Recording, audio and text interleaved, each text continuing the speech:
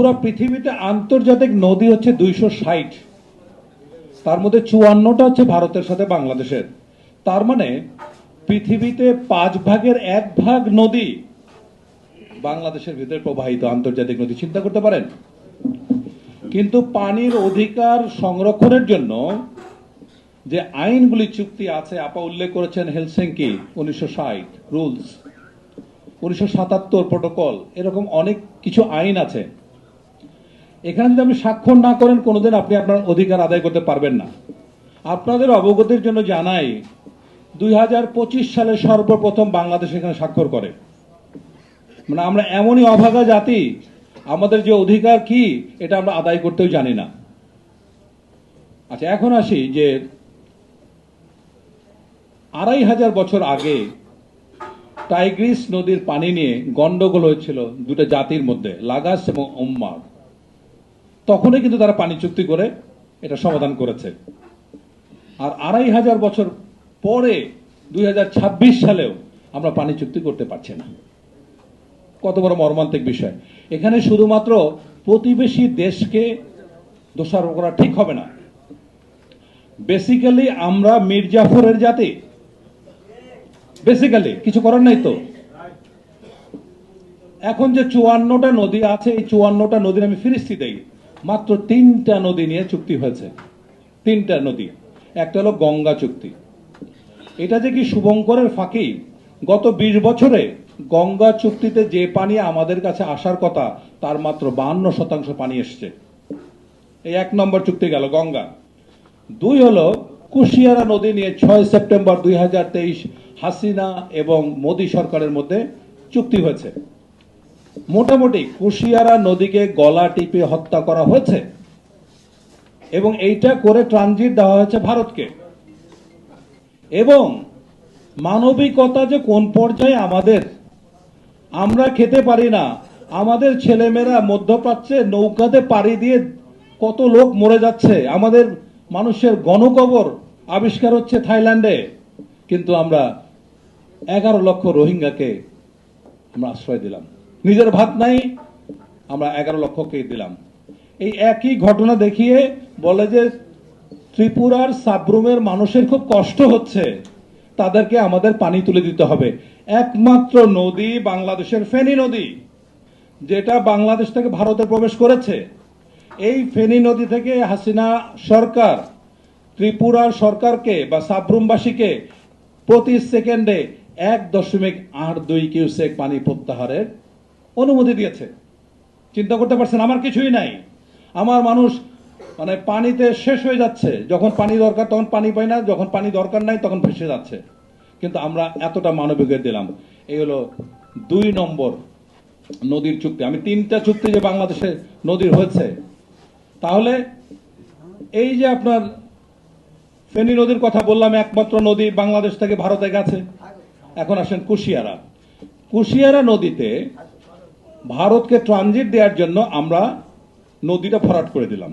কারণটা কি, যে চট্টগ্রাম এবং ত্রিপুরা, তাছাড়া ভারতকে করতে হয় যেটা পশ্চিমবঙ্গ থেকে, কলকাতা থেকে 7 সিস্টার্সে যে বাকি রাজধানী আছে, এইটার গড় দূরত্ব 1500 কিলোমিটার। তাহলে তাদের সুবিধার জন্য আমরা দিলাম। কেন দিলাম? কথা ছিল যে আমাদেরকে নেপাল এবং ভুটান থেকে জলবিদ্যুৎ আনতে দিবে, কিন্তু 1 ইউনিট বিদ্যুৎ আমরা আনতে পারি নাই, আনতে দেয় নেই। এবং গত সপ্তাহে যে রিপোর্ট, ভারত রাজি হচ্ছে না নেপাল থেকে 40 মেগাওয়াট বিদ্যুৎ আনার কথা। কারণ কি? বলছে যে আমাদের লাইনগুলি সাপোর্ট করতে পারছে না। চিন্তা করতে পারছেন? আমরা কিন্তু দিয়ে দিয়েছি করিডোর ট্রানজিট। তাহলে 54টা নদীর মধ্যে 3টা নদীর যে চুক্তি হলো, এই 3টা যে আমাদের বিপক্ষে গেছে, এটা কি বুঝতে আপনাদের কষ্ট হচ্ছে? কষ্ট হচ্ছে না। এখন আসেন বাকি নদীগুলোর খবর কি? কোনো খবর নাই।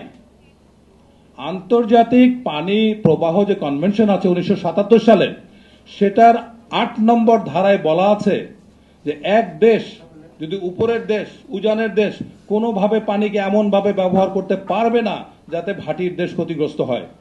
যদি ক্ষতিগ্রস্ত হয় তাহলে 20 নম্বর ধারায় বলা আছে কিভাবে ক্ষতিপূরণ দিতে হবে।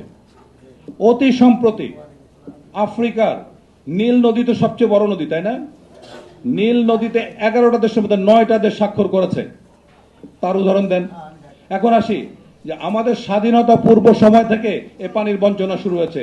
1960 সালে পাকিস্তান ভারতের পানি চুক্তি হয়, যেটা ইন্ডাস ওয়াটার ট্রিটি।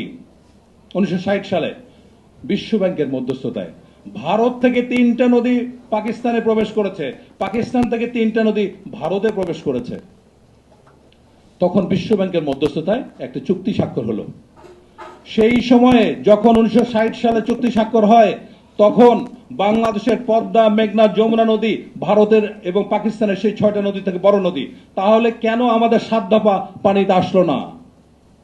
আমাদের নেতৃত্ব কি সে সময় সঠিক কাজটা করেছেন? আমি কারো অবদানকে ছোট করে দেখছি না।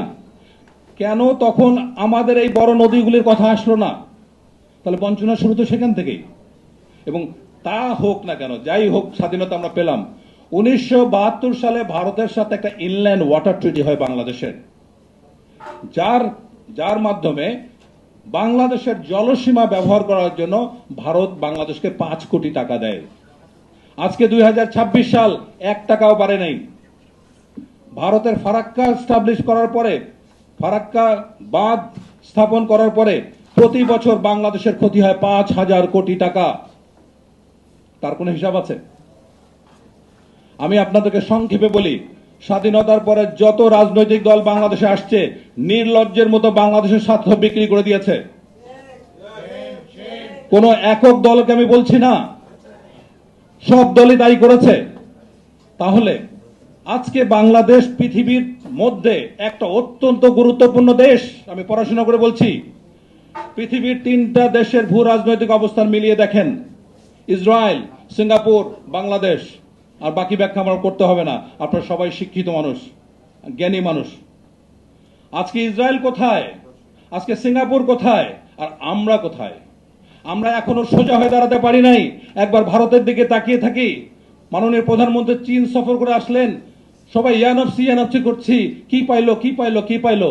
আহারে দেশ, আমরা এখন ভিক্ষার জন্য হাত পেতে আছি। একটা জাতি গঠনের জন্য, একটা জাতি কেমন গঠন হবে তার মূল কারণ হচ্ছে নেতৃত্ব। আমরা অভাগা জাতি, আমরা সেই নেতৃত্ব পাইনি। যদি কেউ প্রমাণ করে দিতে পারেন, সিঙ্গাপুর, জাপান এবং মালয়েশিয়া, এই 3টা দেশ পৃথিবীতে আদর্শগতভাবে গঠিত হয়েছে, কারণ তারা লিডার পেয়েছে। সিঙ্গাপুরে লি কুয়ান পায় নাই, তার দল এইবার 14 বার পর ক্ষমতায় এসছে। লি কুয়ান 1962 সালে মালয়েশিয়া সিঙ্গাপুরকে ডিভোর্স করে দিল, যে তোমাদের মতো খারাপ লোক আমাদের এখানে দরকার নেই। তখন লি কুয়ান তার পাবলিকের সামনে কান্নাকাটি করেছিল। আর আজকে মালয়েশিয়া কান্নাকাটি করে যে আমরা কি ভুলটা করছিলাম। জাপানের হিরোহিতো 2য় বিশ্বযুদ্ধের পরে ম্যাকহার্টারের সামনে গিয়ে একটা ব্যাগের মধ্যে চাল নিয়ে বলছে যে আমার মাথাটা কেটে ফেলেন আর এই চালটুকু উপহার হিসেবে নেন। কেন? আমার জাপানিরা ভাত খেতে খুব পছন্দ করে, ওদের কষ্ট দিয়েন না। তখন সাথে সাথে ম্যাকহার্টার জড়িয়ে বলছে, আপনি সম্রাট। এই হলো দেশাত্মবোধ। মালয়েশিয়ার মাহাথির মোহাম্মদ, তার হঠাৎ করে বুকে ব্যথা হলো। তখন জিজ্ঞাসা করা হলো যে আমি চিকিৎসা করাবো, বুকে খুব ব্যথা হচ্ছে। বলছে ডাক্তার তো নাই। কেন? ডাক্তার সব বিদেশে। অসম্ভব, ওই ডাক্তারকে ট্রেন করে নিয়ে আসো, আমার ডাক্তার বাইরে যাবে, ট্রিটমেন্ট করবে, তারপরে আমি আমার হার্টের চিকিৎসা করব। 2 বছর হৃদরোগের ঝুঁকি নিয়েছেন। এই জন্য আজকে মালয়েশিয়া, এই জন্য আজকে সিঙ্গাপুর, এই জন্য আজকে জাপান। কোন দেশ কোনোদিনই জাতি উঠে দাঁড়াতে পারে না যদি সঠিক নেতৃত্ব না পায়। আমাদের গণতন্ত্র কি? তৈলাক্ত বাঁশের মতো। আর রাজনৈতিক দলগুলো হলো বানরের মতো, একবার ওঠে একবার নামে, একবার ওঠে একবার নামে। তাহলে এইরকম একটা পরিস্থিতিতে 5ই আগস্ট যখন সরকারের পতন হলো, আবার আমরা সেই নিচে নেমে গেলাম। 90-তে হলো, 2006-এ হলো, আবার 2025-এ হলো। তার মানে কি? একবার উঠি আর একবার নামি। আমরা গণতন্ত্র আগাচ্ছে না কেন? কারণ হচ্ছে সঠিক নেতৃত্ব।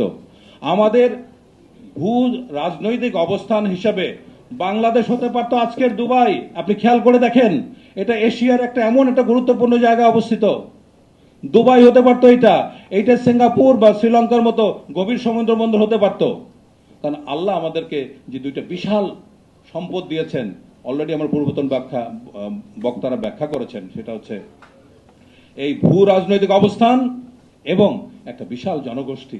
কিন্তু এখানে এই সমস্যা, আমাদের জনগোষ্ঠী বিভক্ত, খুবই সস্তা মানের।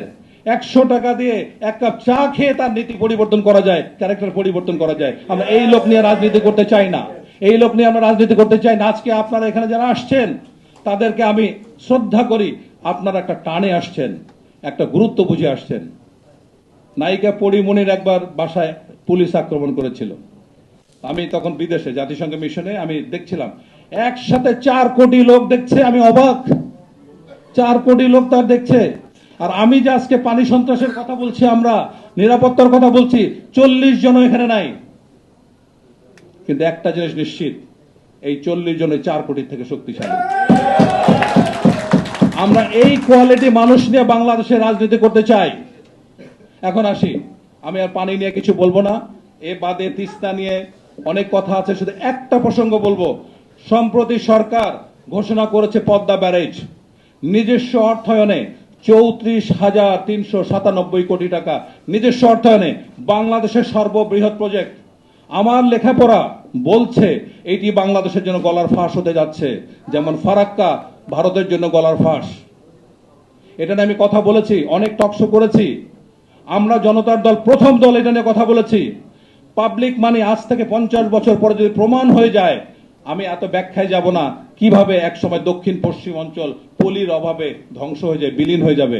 আমার একটাই অনুরোধ, সরকারকে অনুরোধ করব, এত বড় প্রজেক্ট এই গরিব দেশের টাকা থেকে করবেন, এটা যেন গলার কাটা না হয়, এবং কি তথ্য আছে, কি গবেষণা আছে, এগুলি কমপ্লিট করে তারপরে আপনার কাজে হাত দেন। পাবলিককে জানাতেই হবে, না হলে আমাদের মতো গরিব দেশের এত বড় ঝুঁকিপূর্ণ বিপজ্জনক প্রজেক্টে যাওয়া ঠিক হবে না।